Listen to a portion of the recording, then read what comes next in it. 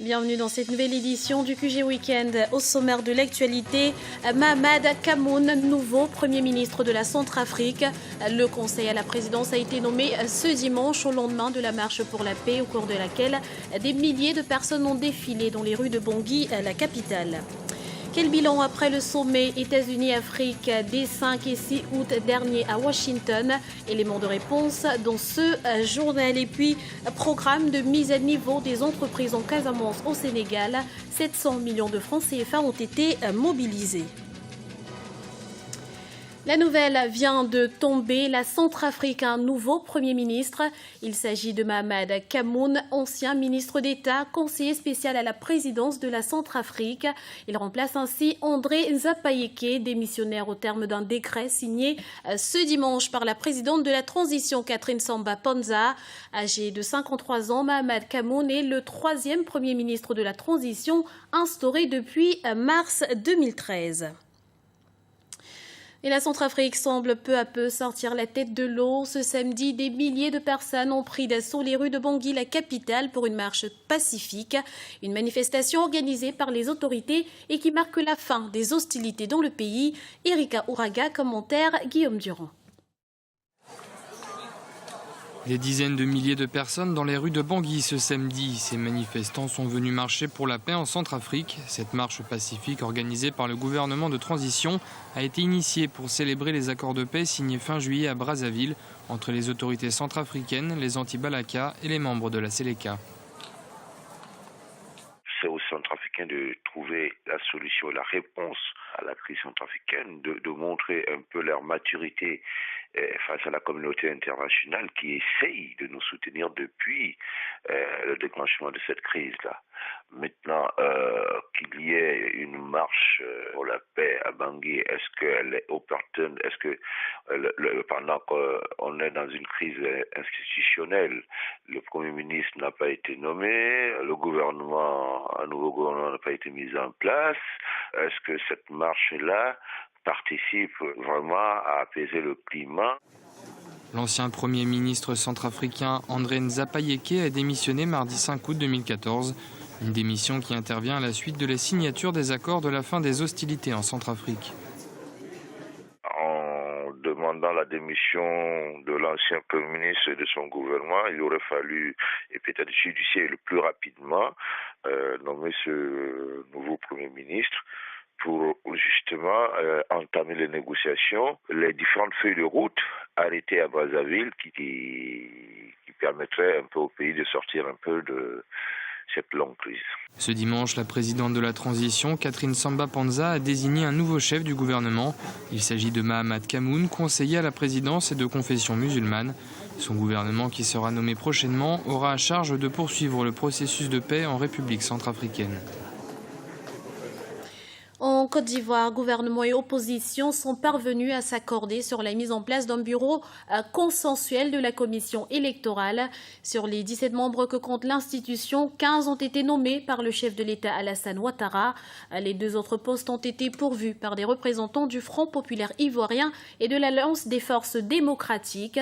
Il s'agit respectivement d'Alain Dougou et de Bertin Goran à Ghana. Une décision qui traduit d'un contexte politique plus apaisé dans le pays. Bilan du sommet Afrique-États-Unis qui s'est tenu les 5 et 6 août dernier à Washington. Tout comme les nombreux chefs d'État africains qui se sont rendus sur place, les acteurs de la société civile africaine font part de leur satisfaction au lendemain de ce rendez-vous historique. Guillaume Durand. Le premier sommet États-Unis-Afrique se tenait à Washington les 5 et 6 août dernier. Partenariats économiques, avenir de la jeunesse africaine, paix et sécurité, les enjeux étaient multiples et les principaux acteurs de ce rendez-vous historique se sont montrés satisfaits à l'issue de ces 2 journées d'échange. Mon impression, je vous dirais que c'est une impression de satisfaction. Les États-Unis et l'Afrique, les États-Unis et l'Afrique ont eu des échanges pour moi fructueux, francs, en tant que partenaires. Les fonds débloqués par le secteur privé américain, largement au-delà de la mise de l'administration américaine, moi je pense que ça montre que l'Afrique et les États-Unis partagent une même vision pour consacrer une place de choix à la génération petite. C'est comme ça que moi je vois.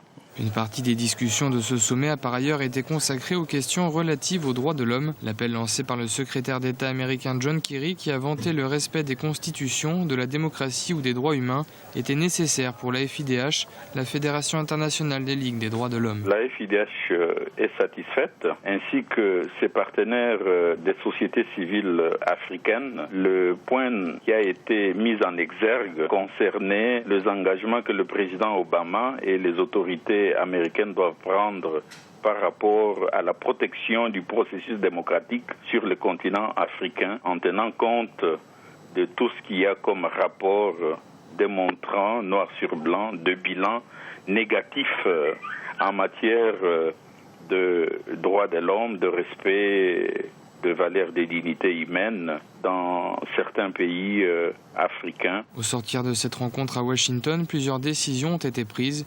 Le financement et la création d'une force d'intervention panafricaine destinée à éteindre les foyers de tension sur le continent, mais aussi 33 milliards de dollars d'investissements publics et privés. 9e forum sur le développement en Afrique. Il se tiendra du 12 au 16 octobre prochain à Marrakech au Maroc. Placé sous le thème « Les modes de financement novateurs pour la transformation de l'Afrique », le forum permettra aux participants de débattre sur les questions relatives aux nouveaux mécanismes de financement. Des débats qui porteront notamment sur la mobilisation des ressources, les flux financiers illicites ou encore les nouveaux types de partenariats. Focus à présent sur une entreprise ivoirienne florissante. Après plusieurs années d'exercice, Universal Services Company bénéficie aujourd'hui d'une expertise certaine. Son président-directeur général désigné meilleur manager ouest-africain 2014 affiche désormais de plus grandes ambitions. Djaranjai, commentaire Guillaume Durand. Depuis 1997, Universal Service Company propose des services spécialisés aux commerciaux de Côte d'Ivoire et de la sous-région UEMOA dans le secteur du transport. Un secteur qui reste, cela dit, dominé par les entreprises étrangères, ce qui est un handicap pour le développement des entreprises locales.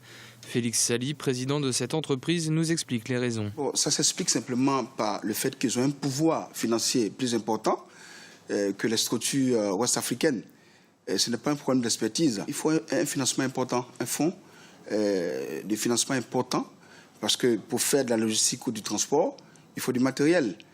Et pour acquérir ces matériels-là, il faut vraiment des banques qui te soutiennent. Universal Service Company propose une expertise dans les domaines du transport maritime, aérien ou encore ferroviaire. Un travail qui a valu à son PDG d'être désigné meilleur manager d'entreprise ouest-africain. Une nouvelle distinction qui motive d'ailleurs les ambitions de la société.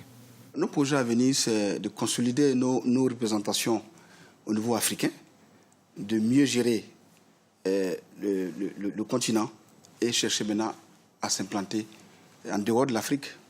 Avec cette troisième récompense, Universal Service Company démontre une nouvelle fois les qualités d'expertise dont regorge le continent.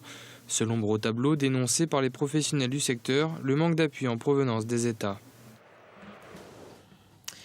Un programme de 700 millions de francs CFA pour la mise à niveau des entreprises en Casamance a été annoncé au Sénégal. Cette initiative entre dans le cadre d'une politique de mise à niveau prévue pour les 14 régions du Sénégal afin de répondre aux besoins de développement de l'intérieur du pays. Les explications d'Aminata Diak.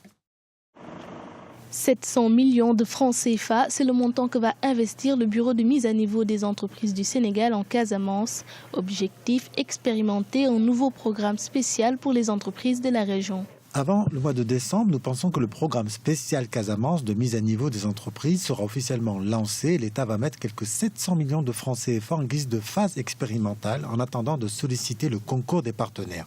Cela va consister dans un premier temps à appuyer et accompagner une vingtaine d'entreprises dans tous les secteurs éligibles afin de permettre à cette région de développer le potentiel de croissance de ces entreprises. Pour certains spécialistes, il y a intérêt à développer la région casamançaise, mais également toutes les zones à l'intérieur du Sénégal afin d'apporter des réponses par rapport à la demande locale. Pour la Casamance, c'est là un choix politique absolument important.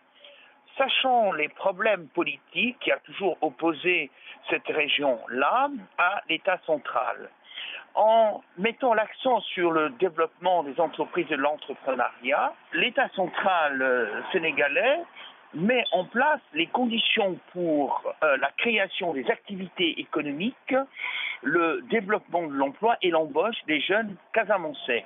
En décentralisant les fonds, le gouvernement du président Macky Sall montre que toutes les régions sont sénégalaises et concernent le Sénégal. Le bureau de mise à niveau des entreprises a été mis en place en 2004 par le gouvernement sénégalais avec l'appui financier et technique des partenaires au développement. Depuis sa création, 82% de ses interventions sont concentrées dans la région de Dakar, d'où son ambition d'étendre ses activités sur l'ensemble du territoire.